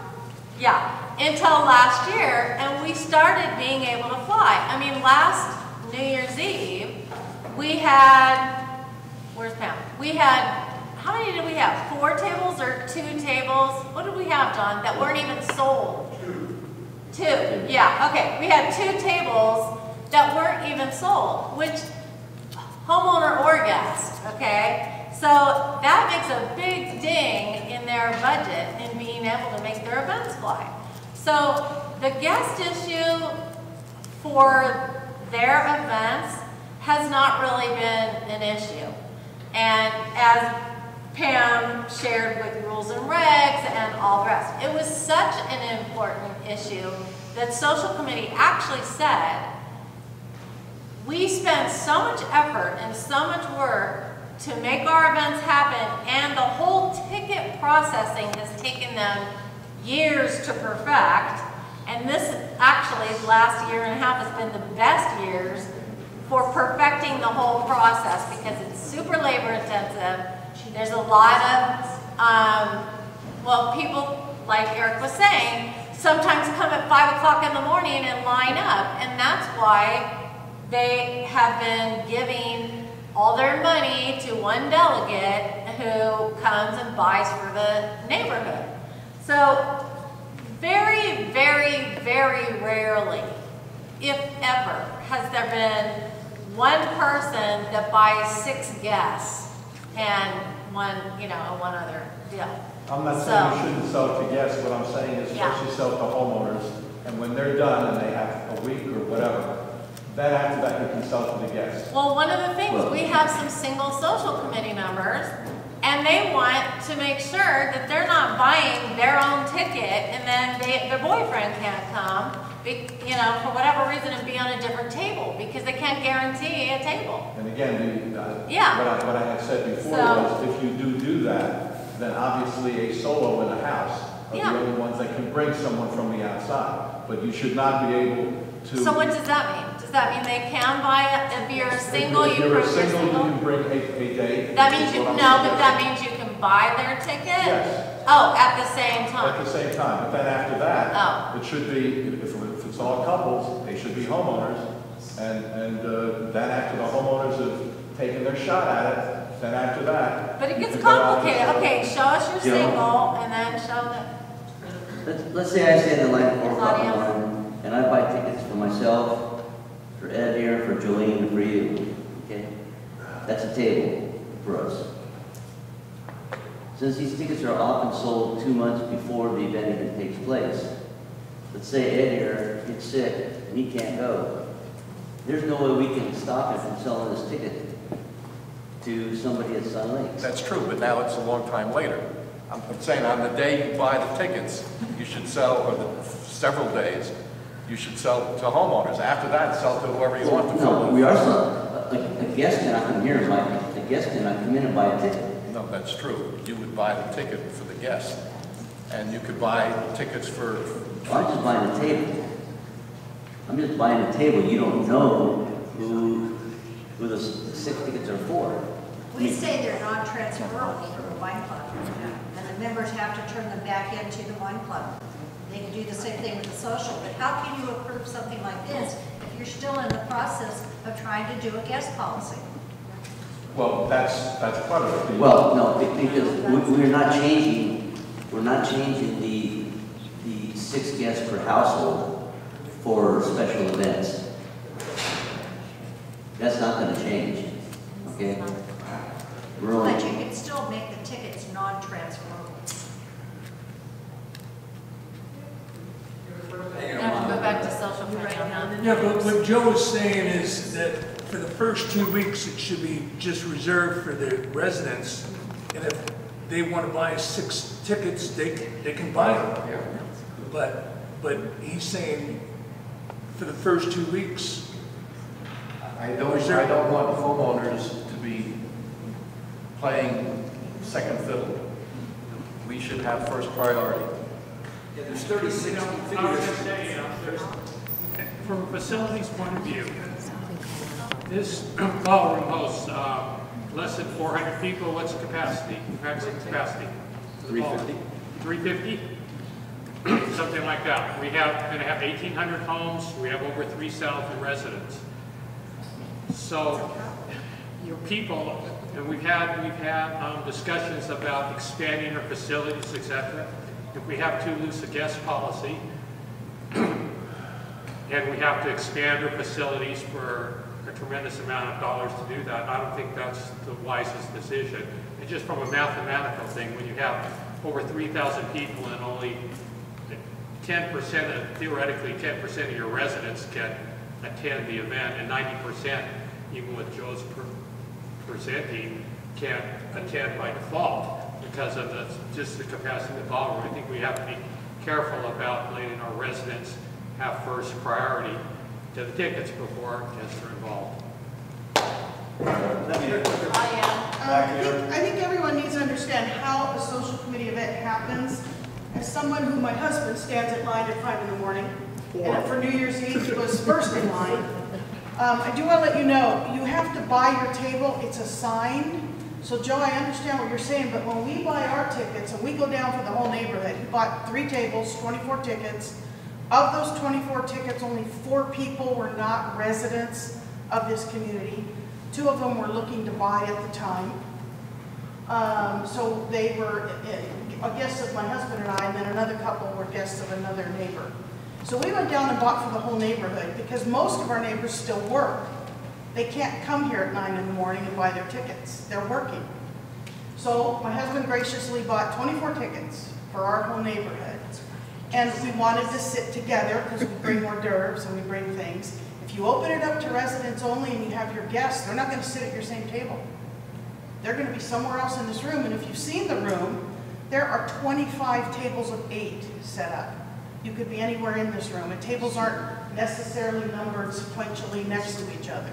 So there is no way to be seated together. There is that possibility, yes, you're right. It's So the problem. you're weighing one thing against the other. With 3,500 people that'll be in this community sold out, I would imagine Not everybody's gonna front $60. Not everybody's gonna front $1,020. Well, we had 2 empty tables last year. All you need is 10%. 10% of the people coming and the place is full. Again, that's where I said I feel we are the most important ones, and we should have priority with everything we do in the community. I agree with that, but I agree that on a social committee event, $60 a ticket, you're not gonna get 400 residents in this room. But see, I also think we're buying into this hysteria that there's hundreds of guests that come to these things. I went to the New Year's party, and I went to every single solitary table, and if we had more than 6 or 7 guests in the whole entire place out of 240 people, I'd be very surprised. Very surprised. Page 170. There just weren't that many guests at all. A lot of people have spent a lot of time looking at this question. I think we go with what's presented to us until it turns out to be in error. Because a lot of people have already invested a lot of time going over the same information. If there's no further discussion, I'd like to call for a vote. Please. While I still have a board. Somebody, one's gone. Jolene left to make a doctor's appointment. Yes, I'll need one before long too. This vote is to send this out for comment. Apparently there is some. So, Joe, are you in favor of sending it out for comment? No, I don't think it's right the way it says. Yes. Yes. Yes. Okay, 4 to 1, 5 to 1, 4 to 1. 4 to 1. Passes. Any further business? The May financials would need to be approved. Finance Committee reviewed them, but there were not 2 board members at that meeting. So first it will go to the board as a whole, would need to approve it. I vote that the board approve the financials for 4/30/2019. I was there. I agreed with them at that time. Jolene was not there. I think we can be safe approving these. I'll second. Moved and seconded, we approve the financial analysis for April 2019. Any discussion? All in favor? Aye. Motion carries. Did the board want to add a bistro discussion?